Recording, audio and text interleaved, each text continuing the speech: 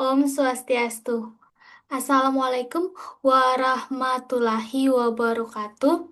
Salam sejahtera bagi kita semua. Salam Namo Buddhaya, salam kebajikan. Baik, kami dari kelompok 9 kali ini akan membawakan materi yaitu manusia, keragaman, dan kesetaraan. Sebelum membawakan materi, izinkan kami memperkenalkan diri masing-masing. Yang pertama saya yaitu Nikade Intan Citra Maharani dengan 3 digit NIM terakhir 069. Saya Koma Agus Wiradjana dengan 3 digit NIM akhir 022.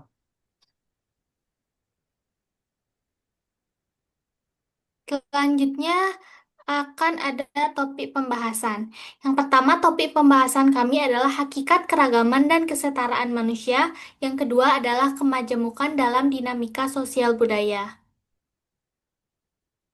Next.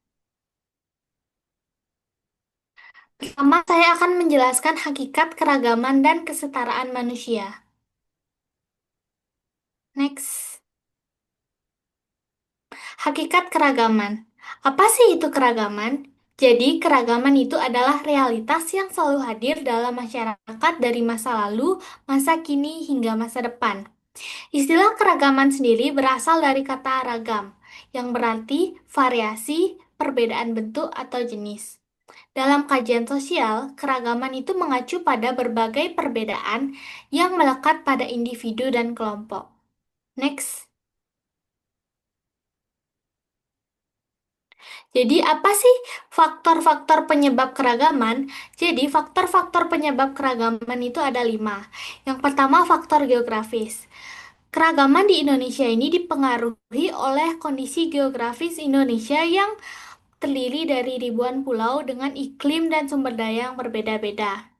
Perbedaan ini membentuk berbagai mata pencaharian, pola permukiman, serta cara hidup masyarakat di tiap daerah yang berbeda-beda.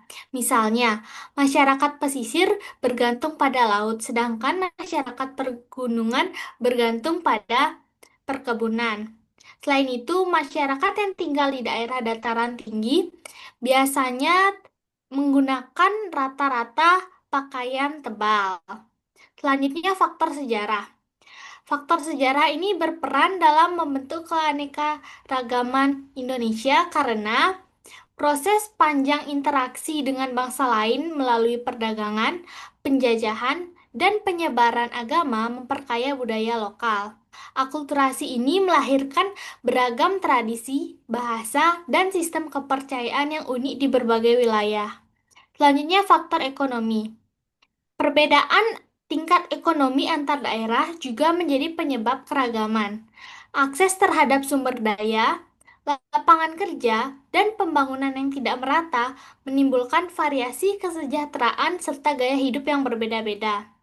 Selanjutnya, faktor politik. Kebijakan politik yang diterapkan oleh pemerintah turut memengaruhi tingkat keragaman masyarakat. Sistem pemerintahan yang memberi ruang bagi otonomi daerah, misalnya mendorong munculnya kebijakan yang menyesuaikan dengan karakteristik lokal. Selain itu, perbedaan pandangan politik juga mencerminkan dinamika demokrasi di Indonesia. Yang terakhir, faktor sosial budaya. Faktor sosial budaya juga merupakan salah satu penyebab utama dalam keragaman. Karena tiap kelompok masyarakat memiliki nilai, norma, dan adat istiadat yang berbeda. Next.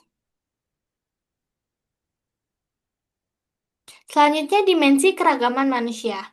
Keragaman manusia itu dibedakan menjadi dua dimensi. Yang pertama, keragaman individu. Keragaman individu adalah perbedaan yang berasal dari masing-masing individu. Contohnya itu sifat-sifat pribadi, misalnya sikap, watak, kelakuan, temperamen, dan hasrat. Lalu ada keragaman sosial. Keragaman sosial itu adalah perbedaan berdasarkan identitas sosial seseorang dalam masyarakat. Contohnya itu suku, agama, ras, budaya, ekonomi, status sosial, pekerjaan, dan daerah tempat tinggal, dan sebagainya. Next. Selanjutnya, multikulturalisme. Sebelum memasuki multikulturalisme, kita harus tahu apa itu multikultural terlebih dahulu. Jadi multikultural adalah beraneka ragam kebudayaan. Istilah multikultural inilah yang akan membentuk suatu ideologi yang disebut dengan multikulturalisme. Jadi multikulturalisme itu berasal dari akar kata kebudayaan. Multikulturalisme bukan sekadar keanekaragaman atau kebudayaan suku bangsa, tetapi ini menekankan keanekaragaman dalam kesederajatan. Menurut Suparlan, multikulturalisme itu adalah sebuah ideologi yang akan mengakui perbedaan dalam kesederajatan, baik secara individual maupun secara kebudayaan. Next.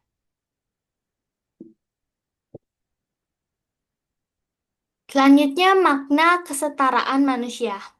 Kesetaraan itu adalah persamaan derajat atau kederajatan dan kedudukan antar manusia. Jadi, semua manusia itu diciptakan setara di hadapan Tuhan. Tidak ada manusia yang lebih rendah ataupun manusia yang lebih tinggi. Kesetaraan merupakan sifat yang inheren atau melekat yang dimiliki setiap manusia sejak dilahirkan. Setiap manusia memiliki hak-hak dasar yang sama dan melekat pada dirinya sebagai bagian dari hak asasinya. Next. Selanjutnya, kesederajatan. Jadi, apa sih itu kesederajatan? Kesederajatan itu adalah pengakuan bahwa setiap manusia memiliki persamaan derajat, hak, dan kewajiban yang setara. Apa saja makna kesederajatan? Yang pertama, persamaan hak. Ini berarti setiap orang memiliki kesempatan yang sama untuk menikmati hak-hak dasar tanpa diskriminasi. Selanjutnya ada persamaan kewajiban. Ini menunjukkan bahwa setiap negara memiliki tanggung jawab yang setara dalam menjalankan berbagai peraturan, baik Undang-Undang Dasar 1945, peraturan pemerintah, ataupun peraturan perundang-undangan yang lainnya, dan berkewajiban berkontribusi pada negara. Selanjutnya, persamaan kedudukan di hadapan hukum. Ini menegaskan bahwa setiap manusia diperlakukan sama oleh hukum tanpa memandang status, jabatan, atau kekayaan. Selanjutnya, tidak adanya hierarki sosial yang melekat pada seseorang. Ini berarti kedudukan seseorang untuk memiliki tingkat kekuasaan itu tidak ditentukan oleh suku, agama, ras, atau golongan tertentu. Selanjutnya akan dijelaskan oleh teman saya. Oke, pada bagian ini saya akan menjelaskan tentang kemajemukan dalam dinamika sosial. Kalau tadi kita sudah memahami apa itu keragaman secara umum, sekarang kita masuk ke pembahasan yang lebih spesifik tentang bagaimana keragaman itu muncul, terbentuk, dan memengaruhi kehidupan masyarakat. Nah, jadi secara umum, kemajemukan atau pluralitas adalah kondisi ketika masyarakat terdiri dari beragam unsur yang berbeda, mulai dari suku, ras, agama, bahasa, adat, sampai status sosial. Nah, menurut J.S. Furnival, masyarakat majemuk adalah masyarakat yang terdiri dari dua atau lebih elemen sosial yang hidup berdampingan, tetapi tidak sepenuhnya menyatu dalam satu kesatuan. Jadi, meskipun hidup bersama, tiap kelompok tetap mempertahankan identitasnya masing-masing. Adapun ciri-ciri masyarakat majemuk dapat dilihat dari beberapa hal. Yang pertama, adanya keanekaragaman budaya dan suku bangsa. Yang kedua, terdapat banyak perbedaan agama atau kepercayaan. Yang ketiga, struktur sosialnya cenderung kompleks karena banyak kelompok yang hidup berdampingan. Dan yang perlu digarisbawahi adalah adanya potensi konflik sosial. Potensi ini muncul bukan karena perbedaan itu sendiri, tetapi karena kurangnya pemahaman dan sikap saling menghormati. Selanjutnya ada faktor penyebab kemajemukan. Yang pertama itu, letak geografis Indonesia yang membuat setiap wilayah mengembangkan budaya masing-masing. Lalu ada sejarah panjang, migrasi dan interaksi antar kelompok yang masuk sejak zaman dulu. Yang ketiga, perbedaan agama, sistem sosial, dan kondisi ekonomi juga menambah keragaman di masyarakat kita. Dan yang keempat itu perbedaan sistem sosial dan ekonomi. Nah, kemajemukan dalam masyarakat bisa dilihat melalui beberapa bentuk. Yang pertama adalah kemajemukan sosial, yaitu perbedaan peran, pekerjaan, atau status masyarakat. Yang kedua adalah kemajemukan budaya yang terlihat dari perbedaan adat, bahasa, dan kebiasaan daerah. Yang ketiga adalah kemajemukan agama, karena Indonesia memiliki banyak keyakinan yang dipeluk oleh masyarakat.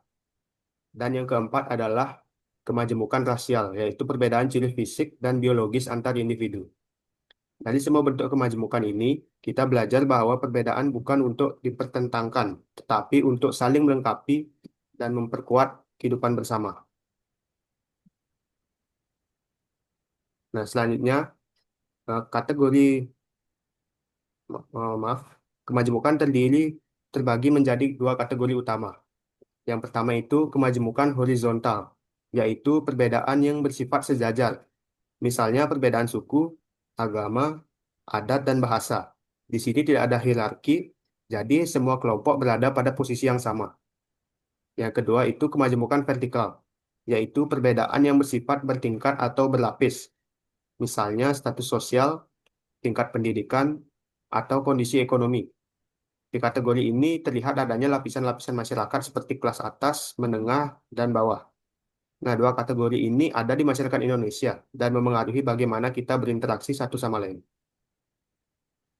Selanjutnya, ada kemajemukan yang ada di masyarakat Indonesia. Yang pertama itu dari bagian etnik atau suku bangsa. Nah, suku bangsa adalah sekelompok masyarakat yang memiliki kesamaan budaya seperti bahasa, adat, istiadat, dan pola interaksi. Indonesia memiliki keragaman etnik yang sangat besar. Beberapa sumber mencatat sekitar 400 suku bangsa dan klasifikasinya didasarkan pada 19 sistem lingkaran hukum adat yang dikemukakan oleh Van Vollenhoven. Yang kedua ada agama. Agama adalah sistem kepercayaan yang dipegang suatu kelompok dan menjadi pedoman dalam kehidupan. Setiap agama memiliki ajaran, nilai, dan tradisi yang khas, sehingga cara pandang serta praktik keagamaannya pun berbeda. Dan yang ketiga ada ras. Ras adalah perbedaan manusia berdasarkan ciri-ciri fisik biologis. Ciri-ciri ini dapat berupa bentuk wajah, rambut, tinggi badan, warna kulit, mata, hidung, dan karakteristik fisik lainnya yang diwariskan secara genetik. Perbedaan ini terbentuk dari perjalanan panjang umat manusia, perpindahan kelompok, ataupun adaptasi terhadap lingkungan. Oke, selanjutnya di sini ada contoh studi kasus yang akan dibawakan oleh rekan saya.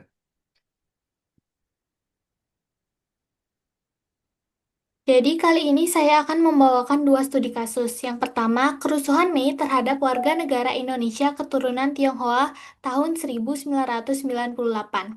Nah, pada akhir Orde Baru ini ada krisis moneter yang memicu mahasiswa untuk melakukan demonstrasi. Mahasiswa ini menuntut perubahan, sehingga karena demonstrasi tersebut beberapa tewas, lalu berujung pada kerusuhan Mei 1998. Pada 14 Mei 1998, kerusuhan ini mulai menyebar pada etnis Tionghoa, yaitu etnis Tionghoa itu dilakukan penjarahan, pembakaran toko dan rumah, serta pelecehan seksual. Sentimen lama anti-Tionghoa yang terpendam berubah menjadi kekerasan saat dipicu isu ekonomi, karena etnis Tionghoa dituduh adalah penyebab dari krisis moneter ini terjadi. Ini menunjukkan pentingnya sikap saling menghormati dan menghargai sesama. Next.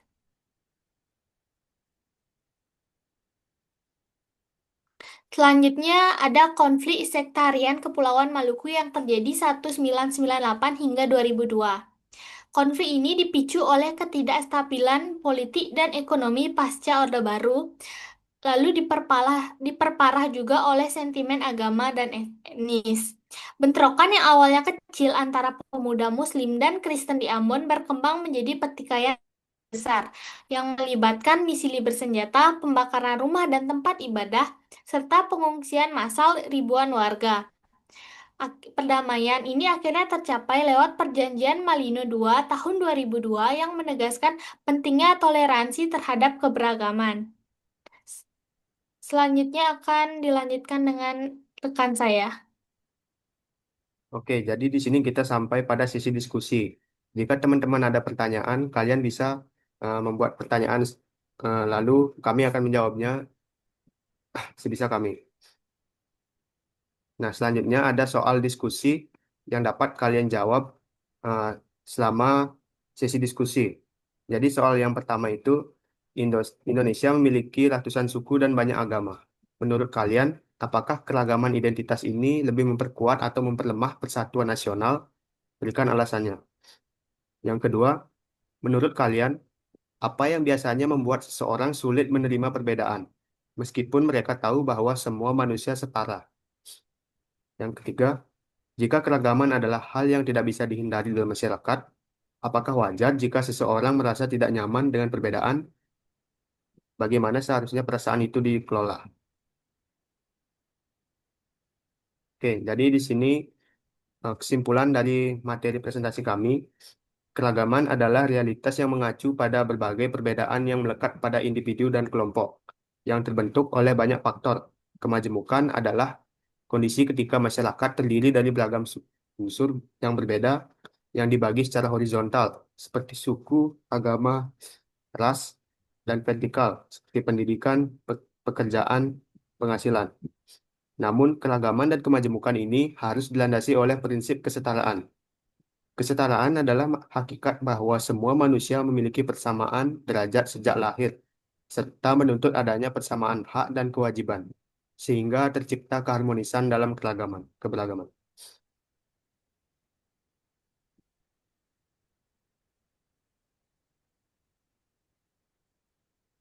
Baik, sekian presentasi dari kelompok kami yang memaparkan materi manusia, keragaman, dan kesetaraan. Jika ada pertanyaan, silakan diajukan dan terima kasih. Om Santi Santi Santi Om.